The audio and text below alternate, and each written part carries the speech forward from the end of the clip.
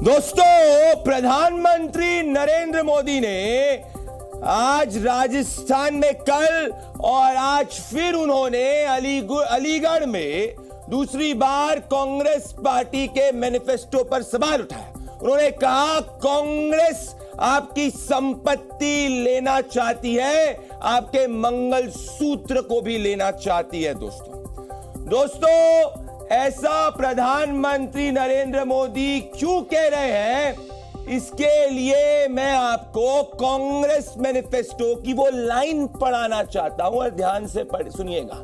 कांग्रेस के मैनिफेस्टो की लाइन है, कांग्रेस एक सामाजिक आर्थिक सर्वे करेगी और फिर मैनिफेस्टो में आगे लिखा जाता है कांग्रेस इंश्योर करेगी कि अल्पसंख्यकों को उनका हक मिले।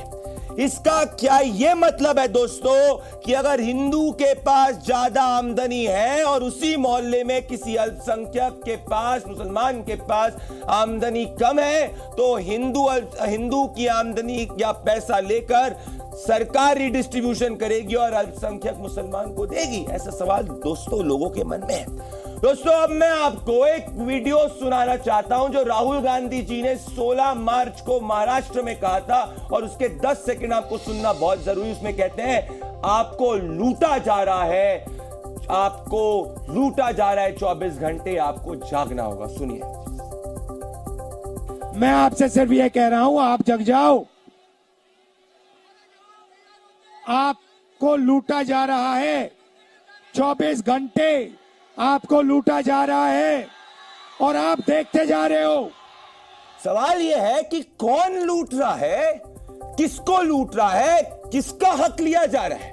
अब इस सोच को समझने के लिए आपको पूर्व में प्रधानमंत्री के बयान को सुनना होगा। जी हां, मैं बात कर रहा हूं, मैं प्रधानमंत्री मनमोहन सिंह जी के बयान की बात कर रहा हूं जो उन्होंने प्रधानमंत्री देते वक्त दिया था। उनके हिसाब से शोषित कौन है? That minorities, particularly the Muslim minority, are empowered to share equitably in the fruits of development. They must have the first claim on our resources. मतलब दोस्तों, मनमोहन सिंह जी कह रहे हैं कि शोषित जो है वो मुसलमान है और उनको उनका हक दिलाना चाहिए सोशल इकोनॉमिक, जब वो प्रधानमंत्री थे।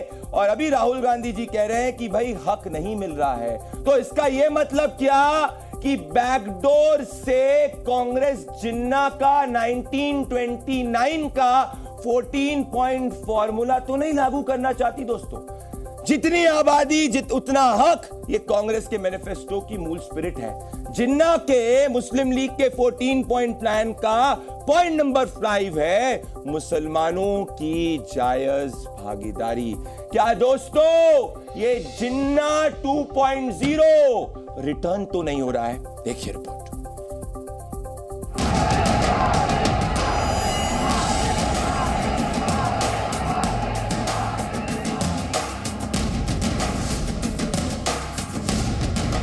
उसका मंगलसूत्र वो एक सोने का कीमत का मुद्दा नहीं है।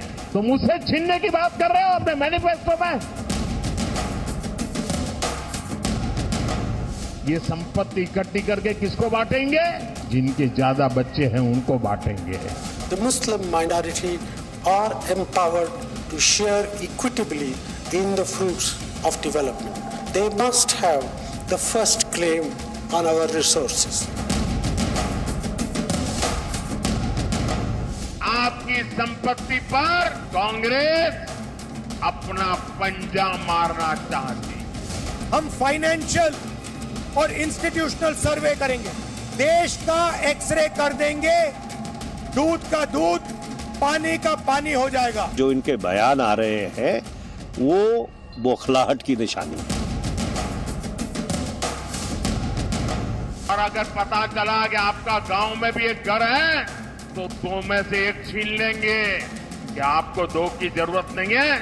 जिसको नहीं उसको दे देंगे। हमारे घोषणा पत्र का वो लाइन दिखाओ जहां हमने ये कहा हो कि हम सबकी संपत्ति इकट्ठा करके मुसलमानों को दे देंगे। प्रधानमंत्री की जुबान फिसल जाती है, डरे हुए दिख रहे हैं, कपकपी छूट रही है प्रधानमंत्री को। माताओं बहनों का मंगलसूत्र अब सलामत नहीं रहेगा, ये कांग्रेस ने कहा है। प्रधानमंत्री का हाथ माता बहनों के मंगलसूत्र तक जाता है, ये नहीं दिखता है क्या इलेक्शन कमीशन को? देश भर के मठ मंदिर और सबकी संपत्ति पर जो नजर है, वो पैसा कहां जाना वाला है? मनमोहन सिंह को याद करो। नफरत के घोड़े का दूल्हा बनकर आप कभी हिंदुस्तान को बरकरार नहीं रख सकते।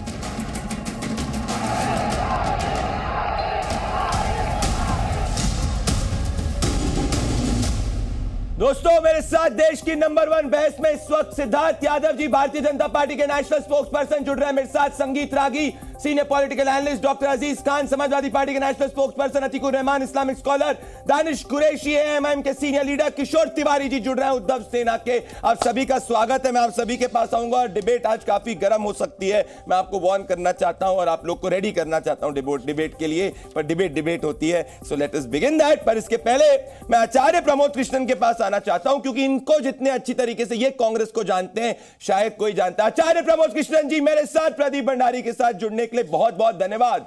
आचार्य प्रमोद कृष्णन जी, कांग्रेस पार्टी कह रही है प्रधानमंत्री नरेंद्र मोदी हिंदू मुसलमान कर रहे हैं, पर कांग्रेस के मैनिफेस्टो में जब कहा जा रहा है कि एक सर्वे किया जाएगा, जिस सर्वे में जो है वेल्थ का मतलब जो आमदनी है लोगों की वो देखी जाएगी, किसके पास ज्यादा है किसके पास कम है, और साथ में कांग्रेस ये कह रही है कि अल्पसंख्यकों को उनका हक दिया जाएगा। क्या ये मुस्लिम तुष्टीकरण है या बीजेपी हिंदू मुस्लिम कर रही है? आप क्या कहना चाहते हैं? कांग्रेस अंदर से क्या सोच रही है? आचार्य प्रमोद कृष्णन, आपसे अच्छा कोई नहीं जानता है।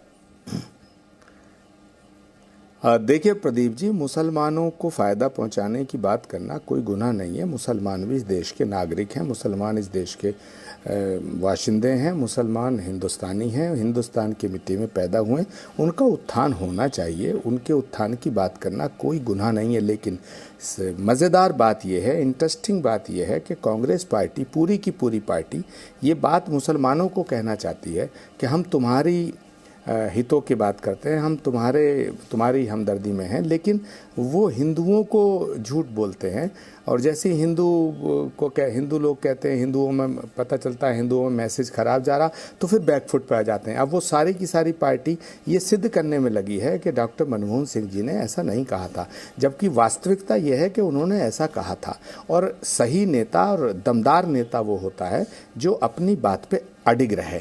कांग्रेस पार्टी को ये कहना चाहिए कि डॉक्टर मनमोहन सिंह ने बिल्कुल मुसलमानों के लिए कहा था, क्योंकि हमारे शास्त्रों में कहा गया है प्रत्यक्षम किम प्रमाणम, यानी प्रत्यक्ष को प्रमाण की आवश्यकता नहीं होती है। डॉक्टर मनमोहन सिंह जब अल्पसंख्यकों की बात कर रहे हैं तो पर्टिकुलरली उन्होंने कहा कि मुस्लिम कम्युनिटी की बात कर रहे हैं, और मुस्लिम कम्युनिटी का अगर उत्थान करने की बात कर रहे हैं तो डंके की चोट पे कहिए कि हाँ, हम मुसलमानों का उत्थान करना चाहते हैं। लेकिन यहाँ एक दूसरा प्रश्न पैदा होता है। आप मुसलमानों का उत्थान करना चाहते हैं, मुसलमानों को तरक्की देना चाहते हैं, बहुत अच्छी बात है, मैं वेलकम करता हूँ, लेकिन हिंदुओं को अपमानित मत करो।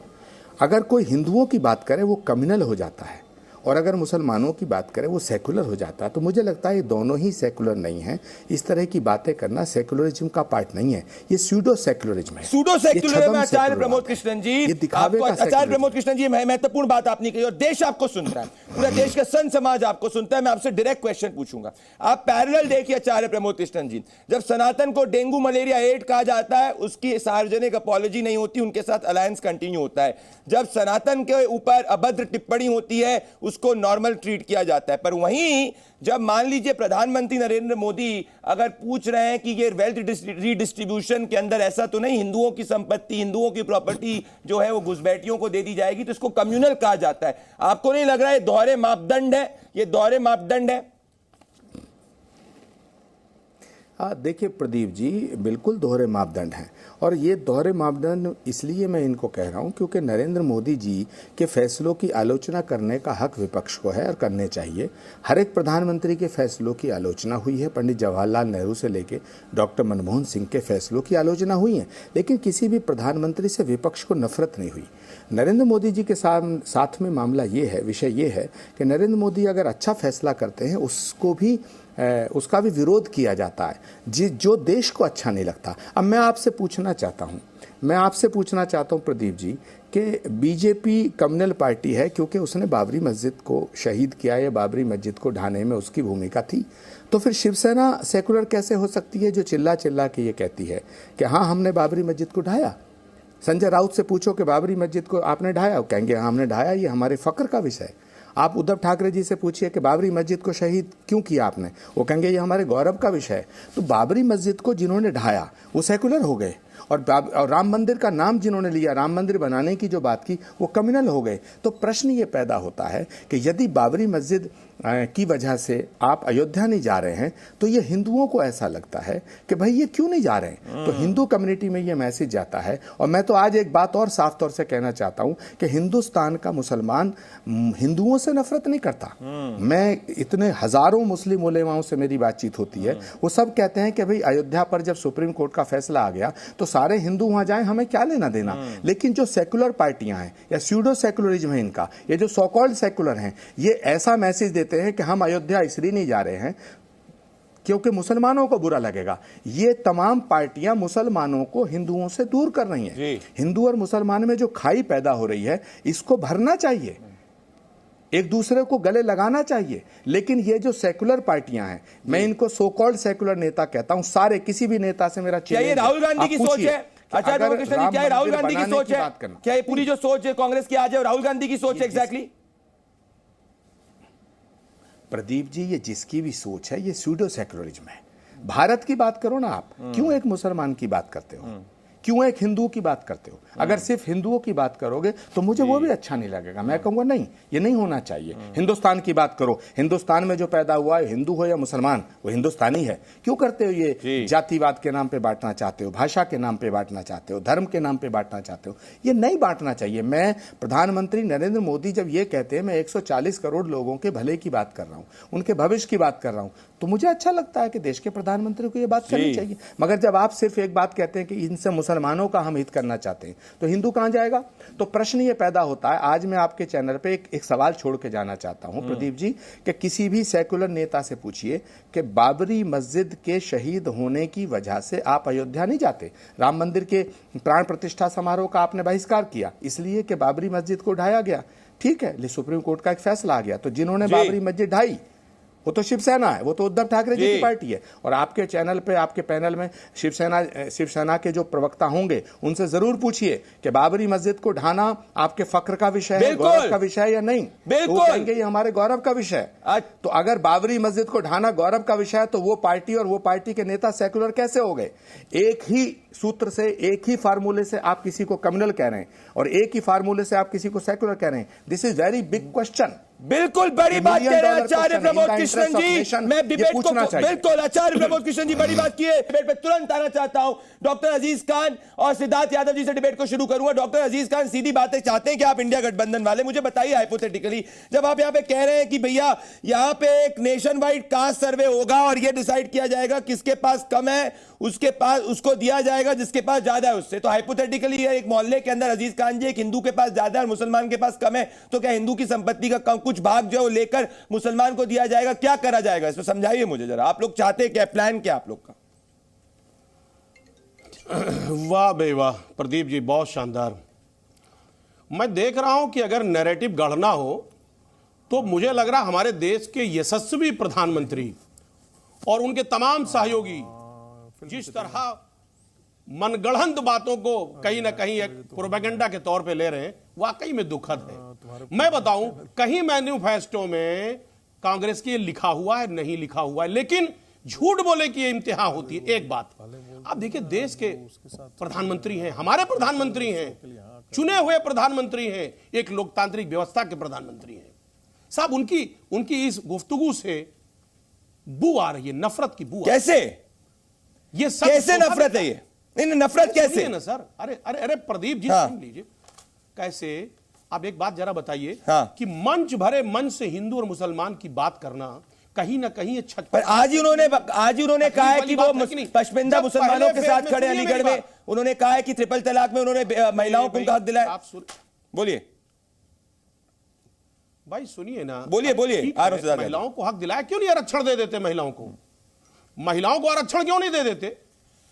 बिल्कुल देना चाहिए।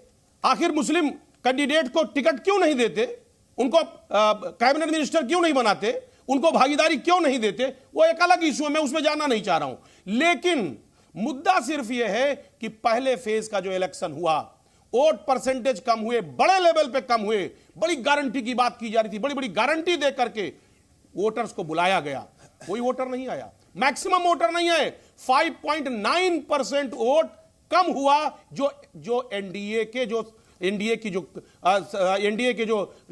पहले से जो वो लोग चुने गए थे उनमें 5.8% वोट कम हुआ। इसी पे सिद्धार्थ यादव आएंगे। मैं डेटा पॉइंट देना चाहता हूं सिद्धार्थ यादव, ये जो एक्सपेरिमेंट है वेल्थ रिडिस्ट्रीब्यूशन का, मैंने सुन लिया आपकी बात। अजीज जी सब ओपनिंग कमेंट पूरा तरीके सुना। आज मैं थोड़ा ओपनिंग कमेंट शॉर्ट रख रहा हूं क्योंकि ज्यादा लोग कहूंगा। संगीत रागी आपके पास और किशोर तिवारी का सिद्धार्थ यादव के पास आ रहा हूं, आप तैयार हो जाइए। पर मैं कह रहा हूं सिद्धार्थ यादव जी, अर्जेंटीना के अंदर यही एक्सपेरिमेंट 1946 के अंदर ट्राई किया गया था। तब स्थिति यह थी कि इन्फ्लेशन 300% पे पहुंच गया था। 1946 में जुआन पर्सन ने यह ट्राई किया था, उन्होंने कहा था हम सोशल जस्टिस करेंगे, वेल्थ रिडिस्ट्रीब्यूशन करेंगे। तो क्या भारत को इसी तरीके की स्थिति में ले जाने की कोशिश की जा रही है? 1946 अर्जेंटीना, उसके बाद वेनेजुएला और इस वक्त श्रीलंका। सिद्धार्थ यादव देखिए प्रदीप जी, सच्चाई यह है कि राहुल गांधी अर्बन नक्सल्स की ट्यूशन में पढ़ाई करते हैं और घुसपैठियों से उनकी दोस्ती है, और उसी का एक प्रतीक इनका यह मैनिफेस्टो है। नहीं तो ऐसा कैसे हो सकता है कि जो 1936 में मुस्लिम लीग कहा करती थी, 2024 में कांग्रेस पार्टी वही बात कह रही है? ऐसा कैसे हो सकता है कि वो कहा करते थे कि पर्सनल लॉस को हम आगे बढ़ाएंगे और कांग्रेस पार्टी 2024 में यही कह रही है? क्या कहना चाहती है कांग्रेस पार्टी? कि वो शरिया से देश को चलाएंगे, संविधान से नहीं? क्या कहना चाहती हैं कि जो ट्रिपल तलाक के तन से मुस्लिम बहनों और बेटियों को जो राहत मिली वो उसको छीन लेंगे? क्या कहना चाहते हैं कि जैसे राजीव गांधी ने शाहरा बानो के साथ किया था, वही वो आज मुस्लिम बहनों के साथ करेंगे? कहना क्या चाहती है कांग्रेस पार्टी? एक अलग मुस्लिम इलेक्ट्रेट की बात करा करती थी मुस्लिम लीग, आज ये 2024 में मुस्लिम लीग की समर्थक कांग्रेस पार्टी वही बात कर रही है। हम वेल्थ को रीडिस्ट्रीब्यूट करने का काम करेंगे, हम असेसमेंट करेंगे कि किसके पास कितनी दौलत है और फिर किसको देंगे। ये घुसपैठियों से इतना प्रेम क्यों? ये तुष्टीकरण से इतना प्रेम क्यों? ये जो तुष्टीकरण और अर्बन नक्सल्स के बीच का कॉम्बिनेशन कांग्रेस पार्टी बन गई।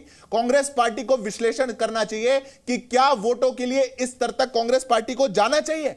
आज कांग्रेस पार्टी रोहिंग्या पर तो कुछ बोल नहीं पाती, घुसपैठियों पर कुछ वो बोल नहीं पाती। आज कांग्रेस पार्टी ये कह रही है अपने मैनिफेस्टो में कि ईडब्ल्यूएस के आरक्षण को हम काट करके, कम करके उसमें भी मुसलमानों को दे देंगे, उसमें भी माइनॉरिटीज को देंगे। और अजीज खान साहब अभी बोल रहे थे और बड़ी बड़ी बात कर रहे थे, कह रहे थे भरे मन से ऐसा कहा प्रधानमंत्री ने। तो जब प्रधानमंत्री मनमोहन सिंह ने बात कही थी तो क्या घर के ड्राइंग रूम में बैठकर ड्राइंग रूम में कही गई थी? इसी बात पे मैं आना चाहता हूं। बिल्कुल किशोर, बड़ी बात है। किशोर तिवारी जी और संगीत रागी जी मैं कहना चाहता हूं, आप ध्यान से मेरी बात को सुन लीजिए। 4 दिसंबर 2023 को संगीत रागी, आपको पता है क्या हुआ था? किशोर तिवारी और संगीत रागी, मैं आप दोनों को बताना चाहता हूं। दानिश जी आ रहा हूं उसका। 4 दिसंबर 2023 को सिद्धार्थ यादव जी, सिद्धारमैया जी ने क्या कहा था? Will redistribute wealth to Muslims. ये मैं नहीं कह रहा, ये सिद्धारमैया जी कह रहे हैं। तो जब ये पास्ट प्रेसिडेंट है किशोर तिवारी जी और उसके संगीत रागी जी आएंगे, तो क्यों ना ये सोच पे सवाल पूछा जाए कि वेल्थ रीडिस्ट्रीब्यूट करके, पैसा रीडिस्ट्रीब्यूट करके किसको दिया जा रहा है? किशोर तिवारी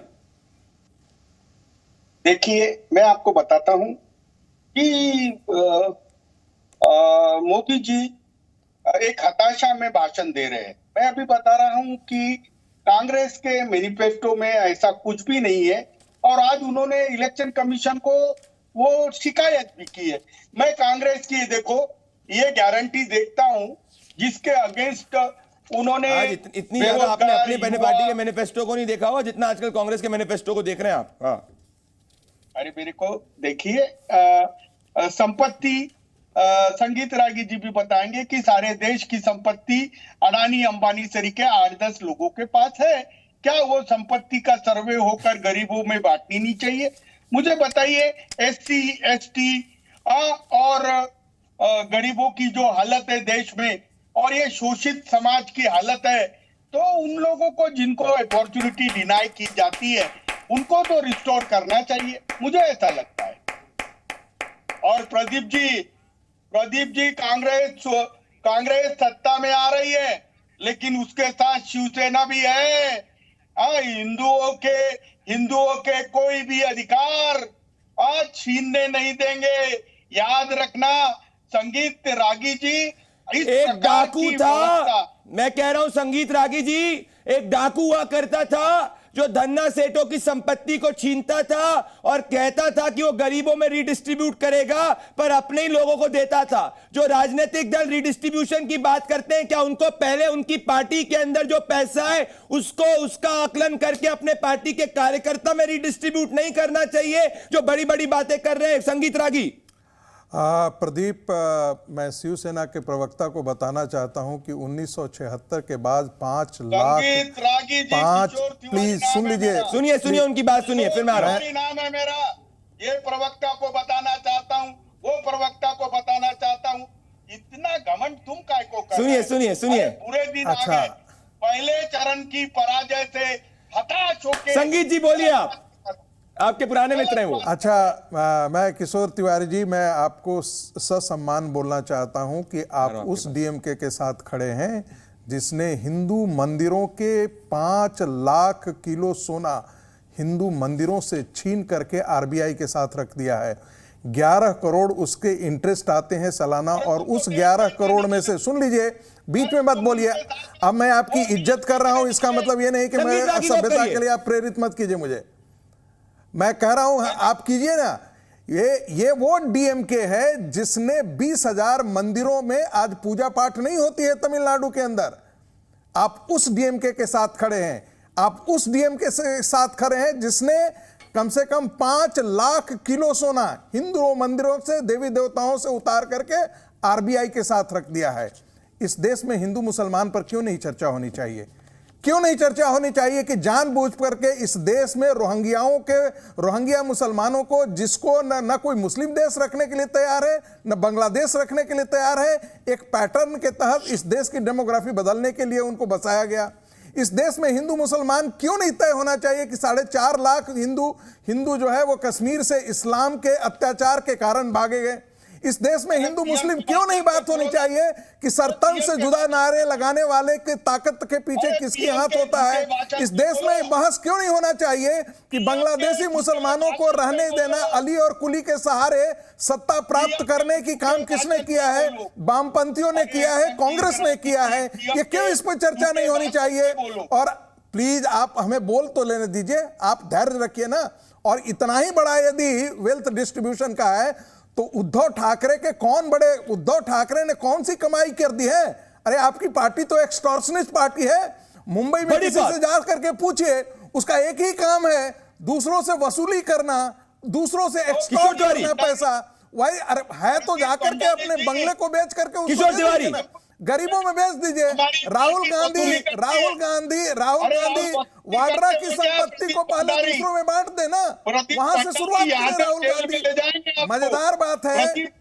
सुनिए, कुछ कह रहे हैं किशोर तिवारी, क्या कह रहे हैं? क्या किशोर जी क्या कह रहे हैं? पहले मुझे बोल लेने दीजिए, उसके बाद आप बोल दीजिएगा। भंडारी, हम क्या वसूली करने वाले लोग हैं? अरे वसूली करने वाले सबको जानता है, वसूली करने वाले लोग हैं, सबको जानता है कि वसूली करने वाले लोग हैं। भंडारे, ये क्या चल रहा है? अरे मैं कह रहा हूं ना, अरे उनकी निजी राय है वो, जैसे आप मैं कह रहा हूं ना, मेरी बात सुनिए। एक्सटॉर्शनिस्ट पार्टी आज आपके सेकुलरिज्म, अरे जिस समय मुंबई में बानखेड़े पर पीठ खोल देते थे, कौन सा सेकुलरिज्म करते थे? कौन सा सेकुलरिज्म करते थे? मेरा निवेदन है, एक सेकंड, किशोर जी सुनिए, किशोर जी भंडारी जी नहीं चलेगा। अरे किशोर जी सुनिए मेरी बात। प्रदीप भंडारी ये नहीं कह रहा है, संगीत रागी कह रहे हैं, उनको स्वतंत्र देश में एक ओपिनियन रखने का हक है, आप उनसे बात कर सकते हैं। उनको मैं बोलने दीजिए। वसूली करने वाला हूँ, मैं क्या वसूली करने वाला हूँ? इस देश में तानाशाही है क्या? जो रोज उद्धव ठाकरे सुबह से शाम तक बोलते हैं, इस देश में तानाशाही हो गया? इस देश में तानाशाही है क्या? इस देश में उद्धव ठाकरे अपने बेटा को आगे बढ़ाने के लिए राजनीति के सारे कुकर्म करते हो, ये सही है क्या? ये सही है क्या? और प्रधानमंत्री जी गलत कहाँ है? अपमान कर रहा है कोई अपमान? अरे जो पहले से गिरा हुआ हो अपमानित हो उसे। मेरी बात सुनिए, एक सेकंड। जो पहले से गिरा हुआ है, संगीत जी मेरे को आना पड़ेगा 10 सेकंड। शिवसेना का पतन हो चुका है। संगीत जी मेरे को आना पड़ेगा। सुनिए, मेरे को आना पड़ेगा, आपने अपनी पूरी बात रखी। किशोर तिवारी जी देखिए, किशोर तिवारी जैसे सुनिए, किशोर जी मुझे, मैं सिद्धार्थ यादव और अतीकुर रहमान और अजीज खान के लाने के लिए किशोर जी के पास आना चाहता हूं 10 सेकंड। तरस खा रहे होंगे उनकी। संगीत जी कमीशन में जाऊंगा, सुनिए, मैं इलेक्शन कमीशन में जाऊंगा। किशोर जी, भंडारी जी, चुनाव के वक्त उद्धव ठाकरे वसूली करते हैं, ये तुमने ऑन किया है।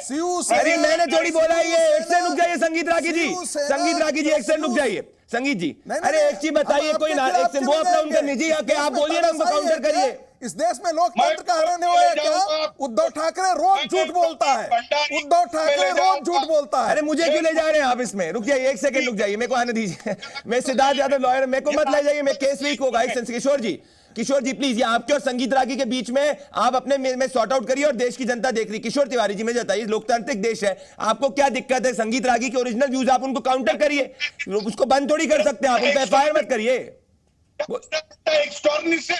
ये क्या है? वो एक सेकंड सुनिए, एक सेकंड संगीत जी सुनने दीजिए उनका। हाँ, क्या बुलवाते हो? तिहाड़ी के प्रवक्ता कुछ भी बोलेंगे। मुंबई शिवसेना की यही छवि है इस देश में। मुंबई शिवसेना की यही छवि है कि वो एक्सटॉर्शनिस्ट है।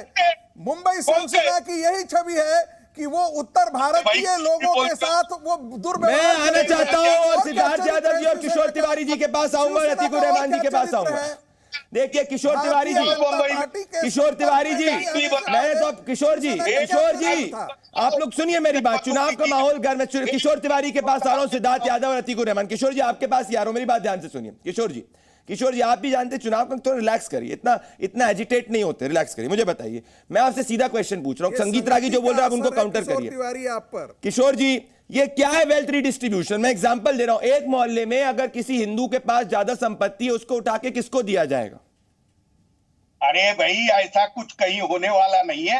अडानी अंबानी की जो संपत्ति है वो गरीबी में बांटने का समय आ चुका है। अगर भारत की सारी संपत्ति 10% लोगों के पास है तो 90% लोगों किशोर जी और सिद्धार्थ यादव को दिखाइए। अरे केस करवा दोगे यार, फालतू का डिमांड मैं करता हूँ। किशोर जी गुस्सा मत होइएगा, सुन लीजिएगा। आप चाहिए किशोर जी जवाब भी सुनिए, गुस्सा मत हुए इतना। अभी आप जितना डरा रहे थे प्रदीप जी को, आपको देख करके सब लोग डर गए हैं। अरे मुझे कांग्रेस का मैनिफेस्टो पढ़ लिया और उसमें मीडिया सेक्शन आपने पढ़ लिया प्रदीप जी, तो आप और डर जाएंगे। अरे मैं नहीं डरता, मेरा और किशोर मीडिया के फ्रीडम पे क्या क्या लिखा है इन्होंने, उस पे तो मैं नहीं। सिद्धार्थ जी मेरा और किशोर जी का नाता बहुत पुराना है, महाराष्ट्र से ले लेके कहां कोई नहीं डरा पाते, मेरा पुराना। किशोर जी आपसे एक बात पूछ रहा हूं, छोटी बात है, आप जवाब दे दीजिएगा। किशोर जी आप बड़े वरिष्ठ हैं, आप जवाब दीजिएगा। किशोर जी आप बस इतना स्पष्ट कर दीजिए कि जो मनमोहन सिंह जी ने कहा था कि इस देश के संसाधनों पर पहला अधिकार मुसलमानों का है, उस पर आपका क्या स्टैंड है? राहुल गांधी तो नहीं दे रहे अपना स्टैंड, आप अपना बता दीजिए। जो कांग्रेस ने मैनिफेस्टो में कम्युनल वायलेंस बिल की बात कही है, उस पर आपका क्या स्टैंड है? आप जो कांग्रेस पार्टी जुडिशरी में बदलाव करके, समाधान को बदल करके जजेस में भी माइनॉरिटी का आरक्षण लाना चाहती है, उस पे आपका क्या स्टैंड है? SC ST के आरक्षण को माइनॉरिटीज को देना चाहती है, उस पे आपका क्या स्टैंड है? पॉइंट वाइज बताइएगा किशोर जी, इधर उधर की बात करेंगे तो गड़बड़ हो जाएगी। जवाब दे रहे हैं, बोलिए। ये देखो पूरा वाक्य अगर आप मनमोहन सिंह का सुनते तो मनमोहन सिंह ने बोला कि SC ST woman youth and minorities, मैं अभी बता रहा हूं, specially Muslims, particularly the Muslims, specially Muslims, ये बोला स्पेशली मुस्लिम्स। ना अतीकुर रहमान, हियर आई कम। मेरे को किसी से दिक्कत नहीं है, ना मुझे मुसलमान से दिक्कत है, ना मुझे SC से दिक्कत है, ST से दिक्कत, सब भारत के नागरिक है, सबका इक्वल हक है। संगीत रागी जी और इसी पे किशोर तिवारी जी मुस्कुरा गए। जब भी किशोर तिवारी जी मुस्कुरा जाते हैं उनको अंदर से पता होता है कि उन्हें इसीलिए तुलसीदास जी ने रामायण में कहा था गलत संगति में नहीं पढ़ना चाहिए। 104 पेज तक उन्होंने दुर्बुद्धियों को प्रणाम किया था। कांग्रेस और राहुल गांधी जैसे कुसंगति में पढ़ने के कारण किशोर तिवारी का आज ये हस्र है। अतीकुर रहमान ठाकरे रो रहे होंगे आपको देख कर। अतीकुर रहमान अपने बेटे अरे अब संगीत जी करके रो रहे होंगे। अरे संगीत जी प्रदीप जी हाँ, और संगीत जी का तो राग बंद कराइए पहले। अच्छा पहले किशोर जी को 10 सेकंड लेने दीजिए, फिर मैं आ रहा हूँ अतीकुर जी। 10 सेकंड किशोर जी को लेने दीजिए। किशोर जी क्या कह रहे हैं? प्रदीप जी और संगीत जी, मैंने विवेक के बाहर जाकर कुछ बोल दिया हो तो मुझे माफ करना। मैं मेरी बात रख रहा था और बात रखते वक्त संयम रखना चाहिए। तो संगीत रागी जी ये बहुत आदरणीय मेरे लिए, मैं अनकंडीशनल अपॉलॉजी देता हूं। अरे आप हमारे मित्र हैं किशोर जी, और आप वरिष्ठ और बुजुर्ग हैं, जिसकी मैं सम्मान करता हूं, पर अब मैं डिबेट पे आना चाहता हूं अतीकुर रहमान जी, और मैं मूड पॉइंट पे आऊंगा। सिद्धार्थ यादव जी, जब हम आर्ग्यू करते हैं आप कोर्ट के अंदर भी, तो मैं प्रिंसिपल पे आना चाहता हूं, मैं मूल भावना पे आना चाहता हूं। अतीकुर रहमान जी को इसी पे लाऊंगा, और दानिश जी, अतीकुर रहमान जी और सिद्धार्थ यादव जी जाए। आ रहा हूं मैं संगीत रागी जी और अजीज जी आपके पास तुरंत इसके बाद आ रहा हूं। मुझे समझाइए क्या होने वाला है, और मैं ये जानना चाहता हूं। जिन्ना ने कहा था सिद्धार्थ यादव जी, और ये 14 पॉइंट है जिन्ना का 1929 का 14 सूत्र, जिसपे उस वक्त मोतीलाल नेहरू ने मुस्कुरा के कहा था what is laughable in this is laughable, this is joke. उसके 5वें पॉइंट को मैं उसके पॉइंट को पढ़ना चाहता हूं, ध्यान से सुनिएगा। इसमें कहा जाता है कि अल्पसंख्यकों का पर्याप्त प्रतिनिधित्व होगा और उनको उतनी हिस्सेदारी मिलेगी जितनी उनकी इस वक्त आबादी है। अब कांग्रेस पार्टी कह रही है जिसकी जितनी आबादी उसका उतना हक।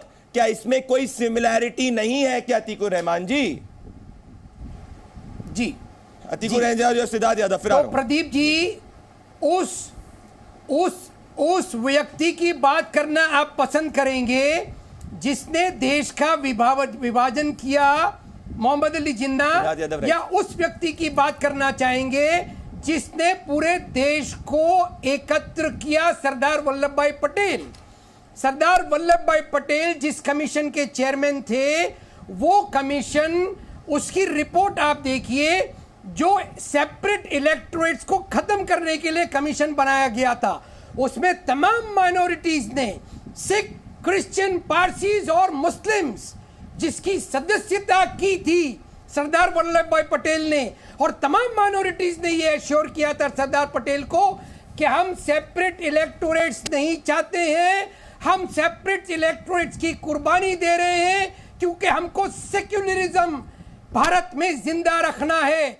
और उस पर सरदार पटेल ने मेजॉरिटी कम्युनिटी को संबोधित करते हुए ये कहा था कि ये माइनॉरिटीज की कुर्बानी आप कभी भूलना नहीं, और ये माइनॉरिटीज को ये एहसास नहीं होने देना कि भारत में वो माइनॉरिटीज हैं, इनको आपको इक्वल अपॉर्चुनिटीज और इक्वल रिजर्वेशंस देना पड़ेगा। सवाल मैं इसलिए उठा रहा हूं, समानता का कानून सरदार वल्लभ भाई पटेल ने उसी एश्योरेंस के तहत, सरदार वल्लभ भाई पटेल ने अल्टीमेटली भारत के संविधान को इवेंचुअली फॉलो किया था। और सिद्धार्थ यादव जी, इशू ये है कि जब मैं 14 सूत्र जिन्ना के पढ़ता हूं, जिसको मोतीलाल नेहरू ने उस वक्त रिजेक्ट कर दिया था, इसमें क्या कहा जाता है? इसमें कहा जाता है, और ध्यान से सुनिएगा, संविधान का रूप संघीय हो, राज्यों को ज्यादा शक्ति मिले।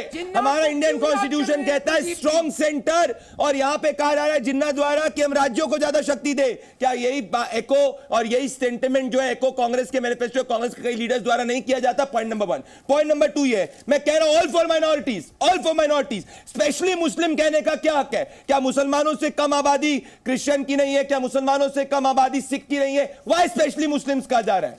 सिद्धार्थ यादव। देखिए प्रदीप जी, बात बिल्कुल स्पष्ट है। अभी तो इनको रहमान साहब को याद आ रहे हैं बड़े सरदार पटेल, पर वास्तव में मन में क्या बैठता है और ये किसकी आराधना करते हैं, किसकी बात को याद करते हैं, वो भी कभी खुल करके बोलना चाहिए। सरदार पटेल ने तो ये मिस हैपनिंग होने से बचा ली थी, नहीं तो क्या हो जाता वो हम देश में जानता है। और मैं तो पूछ रहा हूं, कोई नहीं याद करना चाहता जिन्ना को। अरे पर जो 1936 में जिन्ना बोल रहे थे, वो कांग्रेस पार्टी 2024 में क्यों बोल रही है? यही तो पूछ रहे हैं हम, और तो कोई बात नहीं पूछी। और आपको भी जब माइनॉरिटीज की याद आती है, एक छोटा सा सवाल तो बता दीजिए, कांग्रेस पार्टी को 60 साल के राज में माइनॉरिटी कमीशन के चेयरमैन के लिए एक पर्टिकुलरली द मुस्लिम्स ही मिला, उसके अलावा कोई नहीं मिला। क्या इस देश पर का 2.5% क्रिश्चियन, 1% का सिख, या 57,000 जो सबसे छोटा है, उसमें कोई रिप्रेजेंटेशन नहीं मिला। आप लोग ये तुष्टीकरण और वोट के लिए करते हैं, इसलिए आप एक्सपोज होते हैं। हम तो सबका विकास की बात कर रहे हैं, आप किसकी बात कर रहे हैं उसको बताइए। तो सिद्धार्थ जी बताइए, आज इस पैनल के ऊपर आप के साचर कमीशन के कितना परसेंट प्रपोजिशन को आपने कबूल किया है, लागू किया है? किस पार्टी ने किया है? 0%। प्रदीप जी, ये बहुत इंपॉर्टेंट फैक्टर है, इस पैनल के ऊपर आपको उजागर करना पड़ेगा। 0% रिकमेंडेशन साचर कमीशन के अब तक के फॉलो किए गए हैं, उसके बावजूद ये इल्जाम कि मुसलमानों को अपीस किया गया। अगर मुसलमानों को अपीस किया गया मुसलमानों को अपीस किया गया नहीं किया गया, सेक्टर कमेटी की रिपोर्ट नहीं बताएगी। ऐसे नहीं हो जाता है कि रामनवमी के लिए तो कोर्ट से ऑर्डर लाना पड़ता है, पर मुहर्रम का प्रोसेशन ऐसे निकल जाता है। करौली में अगर पथराव हो जाए तो पूरी सरकार साथ खड़ी हो जाती है और आप अपीसमेंट की बात करते हैं। सनातन को डेंगू मलेरिया बता रहे हैं, किसके वोटों के लिए बता रहे हैं? उन्हीं के लिए तो बता रहे हैं। अरे आप अपीसमेंट करना चाहते हैं तो दिल खोल करके बोलिए। और अगर किसी ने वास्तव में इस मुसलमान हमारे समुदाय, हमारे भाइयों की, हमारी बहनों के लिए, अगर उस आदि आबादी के लिए भी सबसे ज्यादा काम किया तो आदरणीय प्रधानमंत्री संगीत रागी जी और अजीज खान जी, क्या यह सत्य नहीं है कि जब सिंह सनातन को डेंगू मलेरिया कहा गया था तो उसका सार्वजनिक अपॉलॉजी नहीं हुई थी? क्या यह सत्य नहीं है संगीत रागी जी कि किस तरीके से कम्युनल वायलेंस बिल लाया गया था जिसमें कहा गया था कि अगर दंगा होगा तो उसमें दंगा को जो है असली दंगाई जो होगा हिंदू हो, उसको प्रूफ करना पड़ेगा कि उसने दंगा नहीं किया? क्या यह सत्य नहीं है संगीत रागी जी कि जब प्रभु श्री राम की प्राण प्रतिष्ठा हुई थी तो इसको एक पॉलिटिकल इवेंट कह दिया गया था? क्या यह सत्य नहीं है संगीत रागी जी कि किस तरीके से इस देश के अंदर यह सच्चाई है कि डॉक्टर मनमोहन सिंह के अगर बयान को मैं इंटायरिटी में दूं तो माइनॉरिटीज इस देश में काफी समय सिर्फ एक माइनॉरिटी का जिक्र किया गया था, मुस्लिम माइनॉरिटी का जिक्र किया गया था। और जब ये सब बातें हो जाती है, जब सनातन के ऊपर अपमान होता है उस पर कोई कुछ नहीं कहता, और जब किसी दूसरे धर्म के ऊपर अपमान होता है उसको कहा जाता है कि कम्युनल भारत के कम्युनलिज्म और सेक्युलरिज्म के खिलाफ एक बड़ी लड़ाई की जा रही है, तब मेरे को समझ में आता है दोहरे मापदंड क्यों। प्रदीप जी, बहुत अच्छा हुआ कि उन्होंने सरदार पटेल की बात उठाई। सरदार पटेल ने तो यह भी कहा था कि Indian Muslim cannot ride two horses. एक ही साथ पाकिस्तान और हिंदुस्तान दोनों की उनकी मानसिकता नहीं हो सकती है। तो उनको ये भी बताना चाहिए कि क्या कारण है कि आज़ादी में भारत विभाजन के पश्चात भी भारत के मुसलमानों के एक बड़े वर्ग में अभी भी उसी मुस्लिम लीग की मानसिकता क्यों जिंदा है? क्या कारण है कि भारत का मुसलमान अब भी गजवाए हिंद में विश्वास करता है? क्या कारण है कि भारत का मुसलमान में निजाम मुस्तफा की बात करता है? क्या कारण है कि भारत का मुसलमान जो है ला इलाहा इल्लल्लाह, तेरा मेरा रिश्ता क्या, पाकिस्तान से रिश्ता क्या, ला इलाहा इल्लल्लाह, ये भारत का मुसलमान का एक बड़ा हिस्सा क्यों बोलता है? ये सरदार पटेल ने नहीं सोचा था कि पाकिस्तान के रहने वाले हिंदू वहां से सारे मार करके भगा दिए जाएंगे और भारत के अंदर मुसलमान जो है 1947 के विमर्श को आज भी नहीं छोड़ेगा। आज भी भारत का मुसलमान उसी मानसिकता से, मैं फिर कह रहा हूं, सारे मुसलमान नहीं लेकिन मुसलमानों का एक बहुत बड़ा वर्ग जो है वही पैन इस्लामिक मूवमेंट के साथ आज भी जिंदा है। आज भी वो उसी मानसिकता में रह रहा है। आज भी वो उसी मानसिकता में रह रहा है। अली और कुली के सहारे सत्ता में का प्रयास कौन कर रहा था? कांग्रेस पार्टी का ये नारा था। 100 साल में आज तक के आप अली और कुली के सहारे रह रहे हैं। 3 करोड़ बांग्लादेशी मुसलमान। मैं बहुत बेसिक क्वेश्चन पे पूछना चाहता हूँ। मैं बेसिक क्वेश्चन पूछना चाहता हूँ और अजीज खान जी के पास आना चाहता हूँ। सेकुलरिज्म को बेनकाब किया जाना। अजीज खान, दानिश जी के पास और अजीज जी और सिद्धार्थ यादव जी, संगीत रागी जी, मैं बहुत इनोसेंट सा क्वेश्चन पूछूंगा और सिद्धार्थ यादव जी, मैं फैक्ट्स के साथ, जितना फैक्ट्स इस वक्त मेरे पास रहते हैं, मैं बड़ा हम्बली कहता हूं कि बहुत सारे फैक्ट्स के साथ हम आते हैं। 2011 14 अगस्त को क्या हुआ था? दानिश कुरैशी जी बताइए मुझे। दानिश जी, अजीज जी, इसके बाद तुरंत आपके पास क्या हुआ था? देखिए, मैं आपको एक बात बता दूं, 2014 बस 14 अगस्त 2011 को क्या हुआ था दानिश भाई? 40 मिनट के बाद आपने एंट्री दी है तो अब मुझे अपनी बात रखने दीजिए। क्वेश्चन का जवाब दीजिए। आज कल के सुनिए, मैं बिल्कुल आपके प्रश्न का जवाब दूंगा। कल के दिन में देश के प्रधानमंत्री जी का जो स्टेटमेंट आया है वो इस बात का सबूत है कि उन्होंने इस बात को कबूल कर लिया है कि देश में अब विपक्ष की सत्ता आने वाली है। इसीलिए उन्होंने कहा कि अगर वो जीत जाएंगे तो इसको ये दे देंगे, उसको वो दे देंगे। इसका मतलब कि मोदी जी ने अपना कॉन्फिडेंस खो दिया है।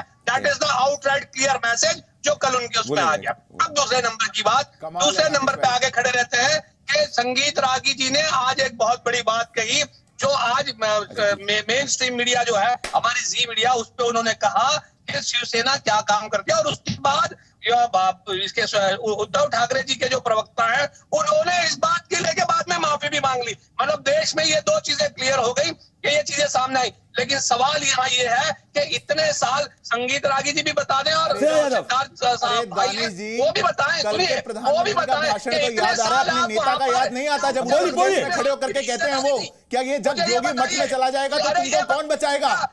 वो क्या होता है जब वो वहां पे खड़े होकर के कहते हैं कि मोदी कहीं चला जाएगा तो तुमको कौन बचाएगा? वो याद नहीं आता दानिश भाई?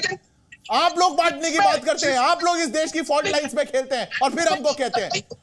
इतना दर्द होता है मुझे इतना दर्द होता है। और अजीज खान जी आएंगे, अजीज खान जी और सिद्धार्थ यादव जी और संगीत रागी जी। दानिश जी, आज आपने ओपनिंग आखिरी में सिक्स मारने की कोशिश करी मैच में, पर मैच नहीं जीत पाया, क्योंकि मैं बताऊंगा डेटा क्या है। संगीत रागी जी सुनिए मेरी बात, आज थोड़ा सा मेरी बात सुनिए। अजीज खान जी सुन रहे। अजीज खान जी, अगस्त 14 2011 को जानते क्या हुआ था?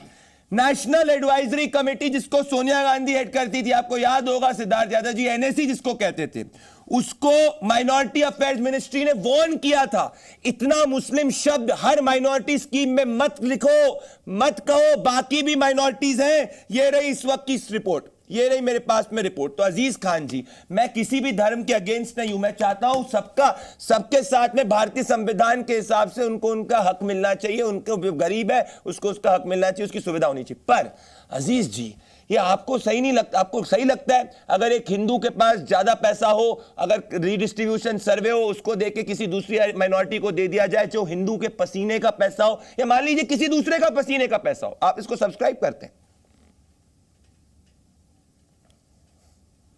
देखिए प्रदीप जी, मैं वही कह रहा हूं कि मुझे कहना पड़ रहा है कि झूठ वो बोले तो सच्चाई नजर आती है, उसके जुल्मों में भी मसीहाई नजर आती है।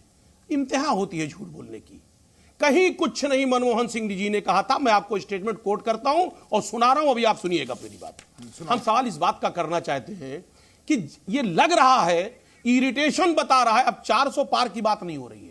देख रहा हूं लगातार बीजेपी के नेता 400 पार की बात नहीं कर रहे हैं, गारंटी की बात नहीं कर रहे हैं। सुनिए, गारंटी की बात खत्म। सुनिए सुनिए सुनिए, ये मनमोहन सिंह जी का स्टेटमेंट सुनिए, क्या कहा था। Scheduled caste, scheduled tribe, other backward classes, minorities and women and children. The component plans for scheduled castes and scheduled tribes will need to be revitalized. आइए उस पार्ट आप सुनिए जरा, एक मिनट, क्यों दिया? पूरा पार्ट नहीं पढ़ा। आप रोक क्यों दिया? आगे मेरे को सुनाने दीजिए, आगे मुझे क्या बात है, कमाल है, सुनना नहीं चाह रहे, तकलीफ हो रही है। आप कर रहे हैं, आपने बीच में क्यों रोक दिया? जब वो बोलने वाले हैं पर्टिकुलरली द मुस्लिम्स। अरे और सुन लीजिए तो शर्म कैसी? सुनिए बोल दीजिए, बोला हल्ला ना करिए, लगा दिया। देखिए इन सब सुनिए, कहा है बिल्कुल मुस्लिम कहा है। सुनिए मेरी बात, सिख क्यों नहीं कहा, बौद्ध क्यों नहीं कहा, ख्रिस्तान क्यों नहीं कहा, जैन क्यों नहीं कहा? सुनिए ना, अरे एक मिनट, क्या एक मिनट भैया, 10 सेकंड मेरे पास समय कम है, आप सुनना ही नहीं चाह रहे। जल्दी अजीज जी 10 सेकंड क्लोजिंग चाह रहे, फिर नई स्टेटमेंट अजीज जी क्लोजिंग। कहा है दलित, पिछड़ा, वंचित शोषित समाज, अल्पसंख्यक समाज और खासतौर से मुस्लिम, खासतौर से मुस्लिम, मेरा दिक्कत यही है भाई, बाकी को के साथ में सेकंड ट्रीटमेंट क्यों? अजीज जी मेरे पास समय इतना ही, आप मेरे अच्छे अजीज मित्र हैं, डिबेट की शुरुआत आपसे और डिबेट की एंड आपसे करूंगा। मेरे पास समय कम है, मेरा प्रोड्यूसर कह रहा है कम समय कम है। अजीज जी नेक्स्ट टाइम सो जो है मैं आपको शुरुआत करूंगा। दोस्तों मेरा सिंपल क्वेश्चन है भाई, अगर ये रीडिस्ट्रीब्यूशन सर्वे होगा, किसका पैसा सरकार लेगी और किसको देगी? ये सवाल आपको सोचना चाहिए। ऐसी स्ट्रैटेजी अर्जेंटीना में ट्राई की गई थी 1946 में, महंगाई 300% बढ़ी। दोस्तों हम सबको आवाज संपूर्ण राष्ट्रवाद और देश हित के लिए उठानी और गलत को गलत कहना है। नमस्कार। जी न्यूज़।